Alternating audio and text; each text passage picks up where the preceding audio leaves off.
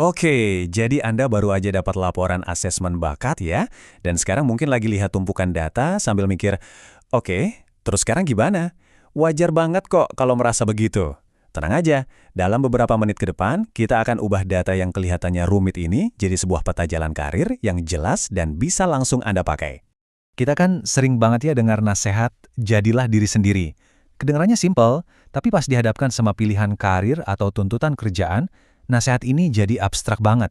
Apa sih artinya menjadi diri sendiri pas kita harus mimpin tim atau pas milih antara dua jalur karir yang sama-sama bagus?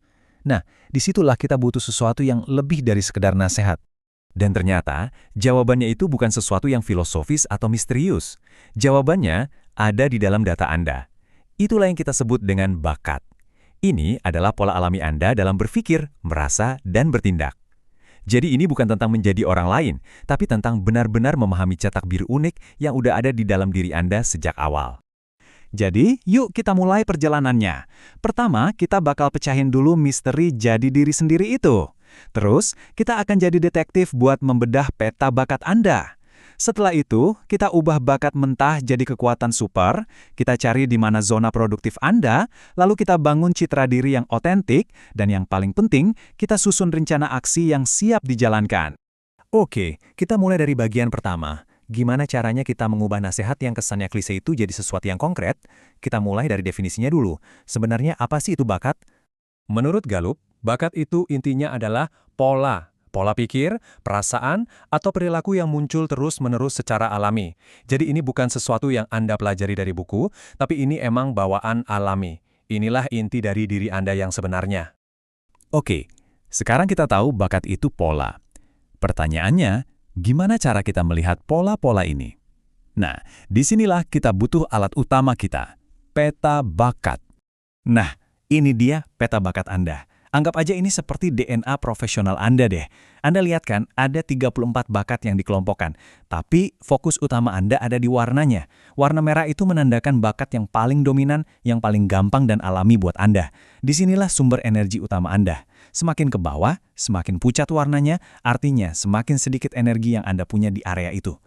4 kelompok ini, thinking, striving, relating, dan influencing, adalah 4 cara utama kita berinteraksi dengan dunia. Coba deh perhatikan, di kelompok mana bakat merah Anda paling banyak terkumpul? Apakah Anda secara alami seorang pemikir strategis, seorang eksekutor yang andal, membangun hubungan yang kuat, atau seorang yang mampu mempengaruhi orang lain? Peta ini adalah petunjuk awal Anda. Kalau ada satu angka yang perlu Anda ingat dari sini, ini dia, angka 7. 7 bakat teratas Anda inilah inti dari kekuatan Anda. Ini bukan sekedar daftar biasa loh. Ini adalah alat super Anda. Mengasah ke-7 bakat ini akan memberikan hasil berkali-kali lipat dibandingkan mencoba memperbaiki 27 bakat lainnya.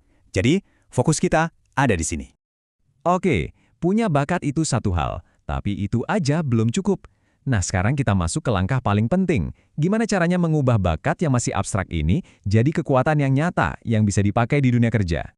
Jadi, kuncinya di sini. Bakat itu cuma titik awal. Supaya jadi kekuatan, Anda perlu menambahkan pengetahuan yang relevan dan melatih keterampilan yang spesifik. Rumusnya, bakat dikali investasi akan menghasilkan kekuatan. Biar lebih jelas, yuk kita bedain. Bakat itu sifat, kalau kekuatan itu tindakan. Contohnya gini, bakat itu empati, itu sifat. Kekuatannya mampu memediasi konflik dengan sukses. Bakat itu senang belajar, kekuatannya menganalisis data rumit dan menemukan pola. Jadi, kekuatan adalah hasil nyata dari bakat Anda saat diterapkan di dunia kerja. Terus, gimana caranya menghubungkan 7 bakat dominan Anda ke pekerjaan? Nah, laporan ini sudah mengerjakan bagian susahnya buat Anda dengan menerjemahkannya menjadi 14 potensi kekuatan. Anggap saja setiap bakat itu bahan baku. Dan laporan ini memberikan resep aktivitas spesifik di mana bahan baku itu bisa diolah jadi hasil terbaik. Misalnya, kombinasi bakat analitis dan fokus bisa menjadi potensi kekuatan manajemen proyek detail. Inilah jembatan dari siapa Anda ke apa yang bisa Anda lakukan. Nah, sekarang kita sudah tahu apa saja potensi kekuatan kita. Yuk kita pakai alat praktis untuk menganalisis di mana kita menghabiskan waktu kita saat ini. Ini adalah kuadran aktivitas. Gampang kok bacanya, sumbu horizontal mengukur seberapa produktif Anda dalam suatu tugas, dan sumbu vertikal mengukur seberapa Anda menyukainya. Ini membagi semua pekerjaan Anda menjadi 4 area yang sangat berbeda. Kuadran I adalah zona ajaib Anda. Ini adalah aktivitas yang tidak hanya Anda kuasai, tetapi juga membuat Anda bersemangat. Pernah merasa waktu berlalu begitu cepat saat mengerjakan sesuatu? Nah, itulah tandanya Anda berada di kuadran I. Tujuannya adalah memaksimalkan waktu Anda di sini, karena disinilah kepuasan dan dampak terbesar terjadi. Lalu, bagaimana cara merekayasa ulang pekerjaan Anda? Pertama, identifikasi aktivitas di kuadran I Anda. Ini adalah kekuatan Anda. Kedua, proaktiflah mencari proyek atau peran yang melibatkan aktivitas itu. Ketiga, identifikasi vampir energi Anda di kuadran IV. Tugas-tugas ini tidak harus diperbaiki. Cari cara untuk mendelegasikannya, mengotomatiskannya, atau bekerja sama dengan seseorang yang justru memiliki kekuatan di area itu. Mengetahui kekuatan Anda adalah satu hal. Mampu mengomunikasikannya adalah hal lain. Disinilah kita berbicara tentang membangun citra diri atau personal brand Anda. Jadi, bagaimana Anda merangkum nilai unik Anda dalam satu kalimat? Nah, laporan Anda menyediakannya melalui apa yang disebut tipologi kekuatan. Anggap saja ini tagline personal brand Anda yang didukung data.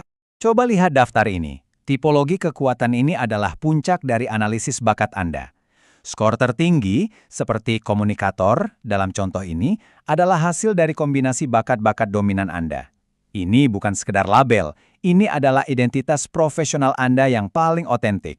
Dan inilah bagian terbaiknya. Laporan ini bahkan memberi Anda kalimat yang bisa langsung Anda gunakan. Bayangkan menggunakan deskripsi yang kuat ini di profil LinkedIn Anda, di CV, atau saat memperkenalkan diri dalam wawancara. Ini adalah citra diri Anda yang didukung oleh data. Kita sudah membedah data dan menemukan kekuatan Anda. Sekarang, bagaimana kita merangkum semuanya menjadi sebuah strategi karir yang simpel namun kuat? Inilah perubahan paradigma yang paling penting. Fokus pada kekuatan Anda dan kelola keterbatasan Anda. Berhentilah menghabiskan energi untuk menjadi rata-rata di area yang bukan bakat Anda. Sebaliknya, kelola kelemahan itu. Jika Anda tidak detail, buatlah checklist atau bekerja sama dengan rekan yang detail. Investasikan energi Anda untuk mengubah kekuatan dari bagus menjadi luar biasa. Jadi, pertanyaan terakhir bukanlah apa kekuatan Anda, tetapi apa yang akan Anda lakukan dengan kekuatan itu. Laporan ini hanyalah peta. Anda yang harus melangkah.